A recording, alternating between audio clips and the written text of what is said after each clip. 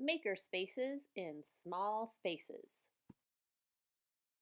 Have you ever wanted to add a makerspace to your library but felt that you didn't have the space to add one? We all know that school libraries are as unique and different as the people they serve. You can add a makerspace to your space. Just remember that making isn't about the technology, it's about the mindset. I have set up two makerspaces during my career as a library media specialist. The first was in a middle school with lots of space that I was able to dedicate an entire room to. At my current elementary school, there is no separate space to house a makerspace. I'm going to share with you what I did to make it work anyway. Each situation required different strategies, and the end results look very different, but both had the same effect on students: increased collaboration, problem solving, creativity, and self regulation of behavior. Let's get started. What is a makerspace? A makerspace is an area of the classroom or common media space that is reserved for creative exploration, engineering, tinkering, inventing, and purposeful play. In a makerspace, children have opportunities to discover, assemble, problem solve, construct, test, and explore divergent thinking outside the box. A makerspace should inspire new passions for students and cater to their unique multiple intelligences. Here you can see my space. The main space also has a hallway on the other side of these bookshelves for all students and faculty to use to walk from the front of the building to the back. I do have a dedicated classroom in the library for teaching lessons. Here is the only storage space that I have available. It's a very small closet that's half taken up by the server that is used for the entire school. One thing to remember as you get started: Rome wasn't built in a day, and neither will your makerspace. From my experience, it takes 3 to 4 years to get it all set up and match the vision that you have for it.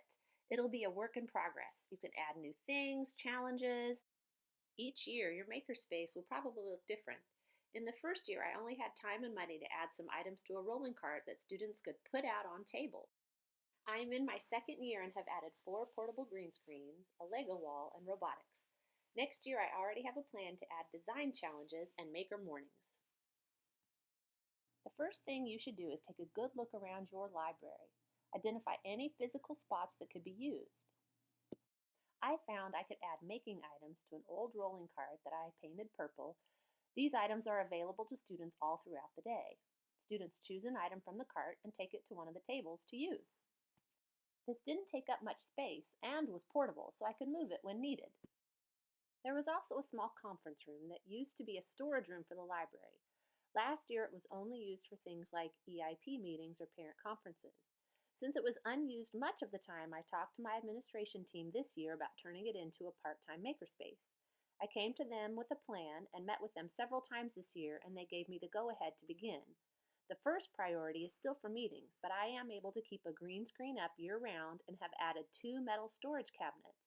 I also had to get a glass window installed in the door so that I could monitor students when the door was shut. It is still a work in progress, but next year I plan to finish decorating the space and add a variety of makerspace items. I also had a bit of blank wall that was low down and decided this would make a great space for a Lego wall.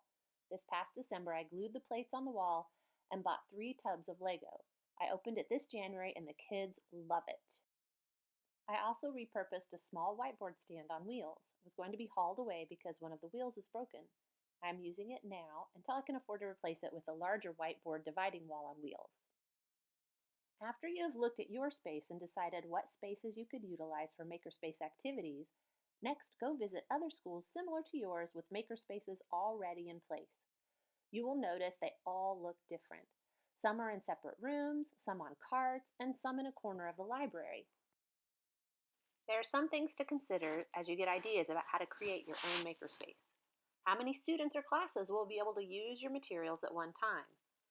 In my space, there's really only enough space for one class at a time. Also consider whether you will be giving students access to consumable, non-consumable, or a mixture of materials.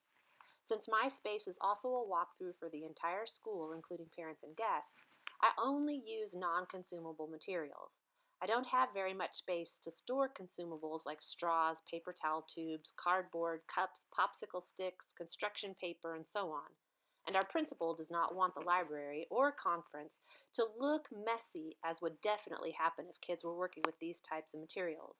I also don't have space to store projects of this type that are works in progress. When students come to the library to use Makerspace items, they go get what they want to use from the cart or ask my paraprofessional to get it for them if it's stored in our office. They take the items to the tables and put them back when they're done using them.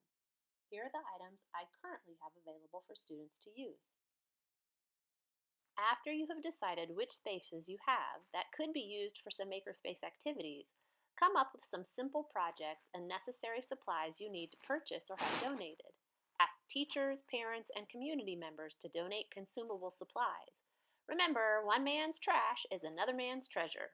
Don't ever turn anything away, even if you don't want the item. This will cause people to stop donating. Instead, just later dispose of the things that you really can't find another use for. You also need to determine your furniture needs. Try to repurpose items you already have. Does your district have a warehouse where unwanted items are stored? Go take a look and see if anything would work in your space. I didn't have space to add big pieces, so I kept everything small. I added the cart on wheels to house the Kiva planks, IO blocks, and so on. I added the Lego base plates to a wall, and I repurposed the whiteboard on wheels that no one wanted. So someone was getting rid of a small table that was perfect to hold my puzzle box, so I grabbed that too. Each year I have made a list of items I want to add and then have prioritized that list based on budget and where I see the items filling in any gaps. I did purchase 2 large metal storage cabinets and see-through plastic storage bins for the makerspace that I am working on that will be housed in the part-time conference room. Since this space has to be kept clean and orderly, I had to have a way to keep the makerspace materials out of sight when the room was being used for conferences and meetings.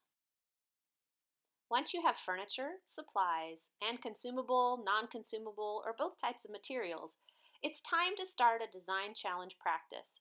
You want to make creativity and innovation a part of the regular routine by having regular design challenges set up. These build momentum and excitement and help students be problem solvers, use design thinking, and to collaborate with others. You could have maker mornings, maker stations, maker challenges, divergent thinking challenges, design thinking challenges, or any combination of these. There are lots of simple, short design challenges that students can complete in 20 to 30-minute time. Finally, think about how the activities that you choose will connect to the curriculum. Let teachers know students can create projects in the library makerspace that demonstrate their understanding of the topics being covered in class. By showing teachers the relevance of the makerspace to student achievement, you will get their buy-in and have a vibrant makerspace that everyone is begging to use.